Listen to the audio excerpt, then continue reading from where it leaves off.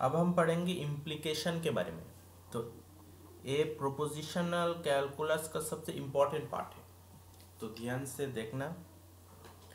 तो इम्प्लीकेशन क्या होता है कि अगर हमारे पास दो स्टेटमेंट है और हमें उन दोनों को जोड़ना है, मतलब सिंगल स्टेटमेंट, जैसे कि सोच लो कि पी और क्यू दोनों स्टेटमेंट है, पी एंड क्यू दोनों इंडिपेंडेंट स्टेटमेंट है, और इसका इम्प्लीकेशन मतलब होता है कि P इम्प्लाइज Q। इसे ऐसे कहते हैं P इम्प्लाइज Q, ये वाली P इम्प्लाइज Q। तो इसका हम ट्रूथ टेबल बनाएंगे और देखेंगे कि कैसे होता है। पहले तो condition P Q true.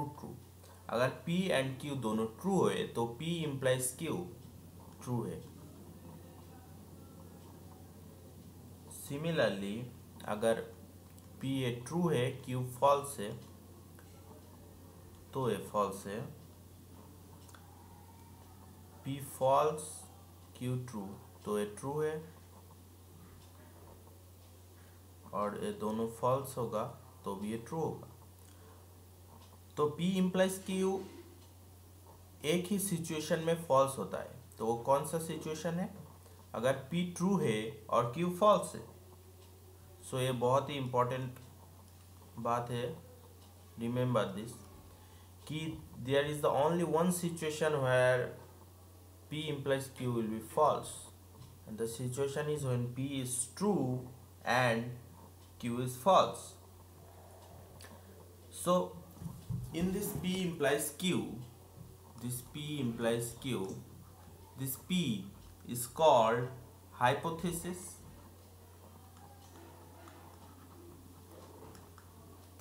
and Q is called conclusion.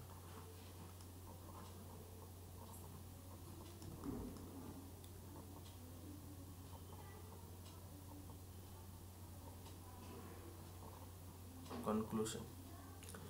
तो क्या होता है कि अगर P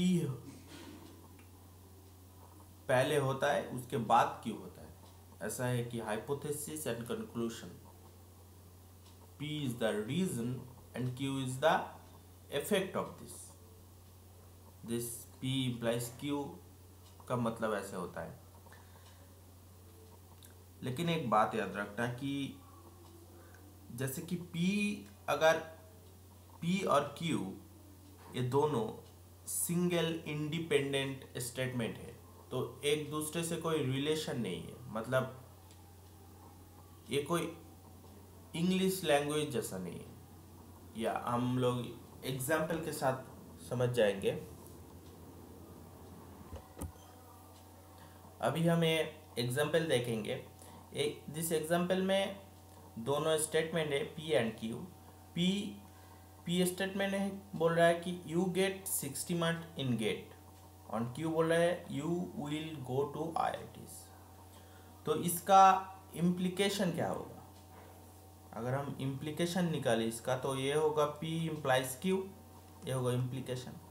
और इसको हम लिख सकते हैं, इस दोनों को एक साथ में, कि if you get 60 marks in GATE, then you will get into IITs।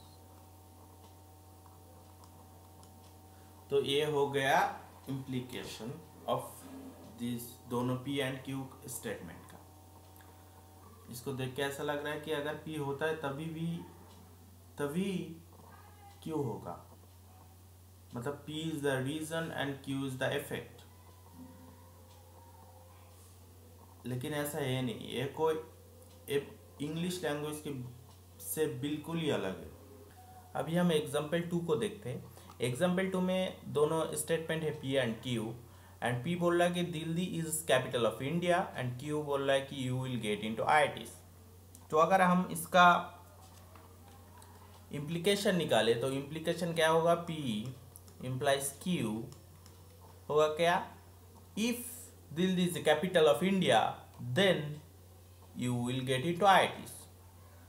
तो इफ एंड देन हम यूज करते हैं इम्प्लीकेशन निकालने के लिए। तो if Delhi is capital of India then you will get into IIT. तो अगर हम इंग्लिश लैंग्वेज की तरफ से देखें तो इसका कोई मतलब ही नहीं रहता।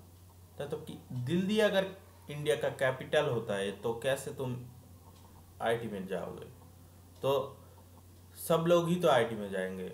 अगर इसको हम इंग्लिश के तरफ से देखेंगे तो दिल्ली तो इंडिया का कैपिटल है ही, तो सबको तो आईआईटी में जाना चाहिए, लेकिन ऐसा है नहीं। तो मतलब कि पी एंड क्यू दोनों इंडिपेंडेंट स्टेटमेंट है, तो एक दूसरे से कोई मतलब नहीं है। तो ऐसा नहीं कि, तो हम ट्रूथ टेबल से जानते हैं कि P and Q, P implies Q true कब होगा, ट्रू होगा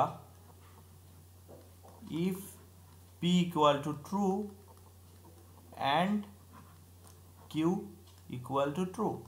तो मतलब if Delhi is capital of India and then and you will get into IIT, अगर ये दोनों ट्रू है तो पी इम्प्लाइज क्यू ट्रू है। तो हमें कोई मतलब नहीं कि तुम कैसे आईआईटी में जाओ, मतलब तुम आईआईटी में जाओ and Delhi is capital of India, दोनों अगर ट्रू है तभी पी इम्प्लाइज क्यू ट्रू है।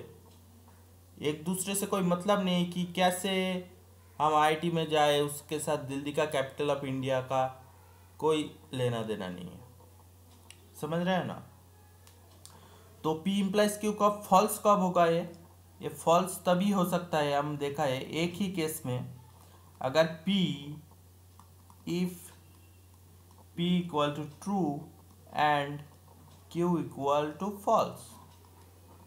तो एक ही केस है जब P इम्प्लाइज Q फॉल्स है, और P equal to false and Q equal to false है, तब भी P इक्वल टू ट्रू होगा। तो P इम्प्लाइज Q ट्रू है जब P इक्वल टू फॉल्स है and Q equal to false और ट्रू है। तो ये 4 सिचुएशन है जो हम ट्रूथ टेबल में देखा था। तो हमें इस पॉइंट में सबसे इम्पोर्टेंट चीज़ क्या समझना चाहिए कि P and Q are not cause and effect, means if P happens then Q should happen, right? So P and Q cause and effect नहीं है, मतलब P और Q एक दूसरे से कोई डिपेंडेंट नहीं है।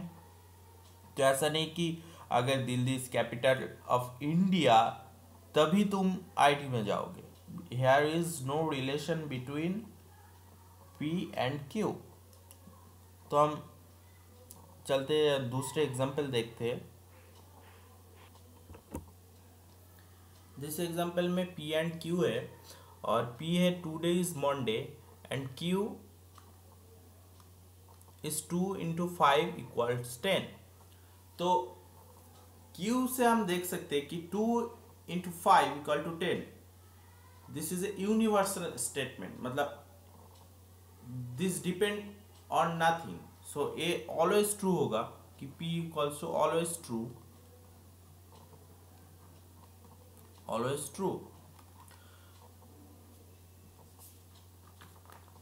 तो इसका अगर हम इम्प्लीकेशन निकाले P इम्प्लाइज Q, तो ये क्या होगा, हम ट्रूथ टेबल में देखा था क्या, अगर P यहाँ पर Q ट्रू है तो अगर P फॉल्स है और ट्रू है तब भी P इम्प्लाइज Q ट्रू ही है, तो ये ऑलवेज ट्रू होगा।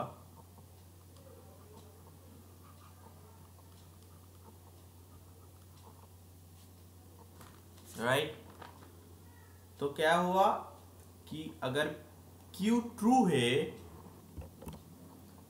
तब irrespective of value of P, तो मतलब P का वैल्यू ट्रू है और फॉल्स है, मतलब टुडे मंडे हो या ना हो, P implies Q always true होगा। राइट, जो हम ट्रूथ टेबल से देखा था। तो इसको कहते हैं कि टोटोलॉजी। टोटोलॉजी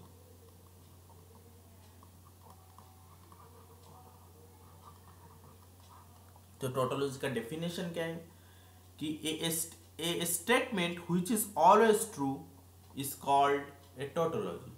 तो एक स्टेटमेंट है P implies Q which is always true,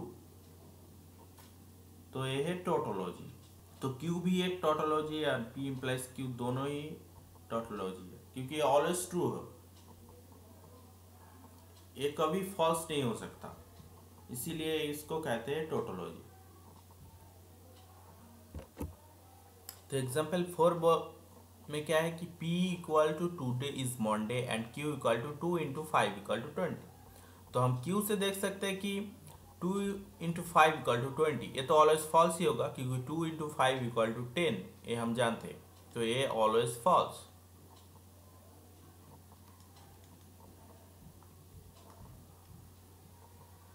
तो P इम्प्लाइज Q क्या होगा, मतलब ये इम्प्लीकेशन हमको निकालना है।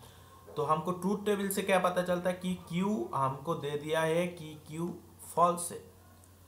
तो अगर P ट्रू है तो P इम्प्लाइज Q फॉल्स होगा। तो ये फॉल्स कब होगा, जब P equal to true and Q equal to false. Q तो ऑलवेज फॉल्स है, तो ये फॉल्स कब होगा, P इम्प्लाइज Q, जब P इक्वल टू ट्रू होगा।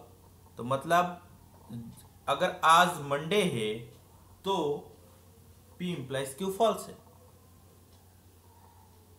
अगर आज मंडे नहीं है मतलब P equal to false, Monday नहीं है and Q equal to false, क्योंकि Q तो ऑलवेज ही फॉल्स है, तो यहाँ पर ये ट्रू होगा। इसका मतलब क्या निकाला, तो इसका मतलब यही है कि today is Monday and 2 equal to 5 equals to 20। तो if today is Monday then 2 into 5 equal to 20। ये फॉल्स है कब, जब अगर आज मंडे है तो P equals to true and Q equals to false, ये तो ऑलवेज फॉल्स ही है।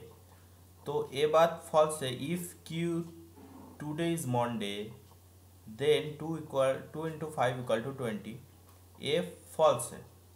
लेकिन अगर आज मंडे नहीं है, मतलब आज संडे, ट्यूसडे, फ्राइडे और कोई भी डे है मंडे के सिवाय, तो क्या होगा कि today is Monday, if today is Monday then 2 into 5 equal to 20, ये ट्रू है। अगर P फॉल्स है तो मतलब ये, अगर हम इंग्लिश के लैंग्वेज के तरह से देखिए तो ये बिल्कुल कोई सेंस ही नहीं रहता, लेकिन ये मैथमेटिकल लॉजिक दिस लैंग्वेज में ये बिल्कुल सही है। तो हम आगे बहुत सारे एग्जाम्पल देखेंगे और समझ जाएंगे कि ये इसका यूज़ कैसे करते हैं और कहाँ पर ये यूज़ होता है।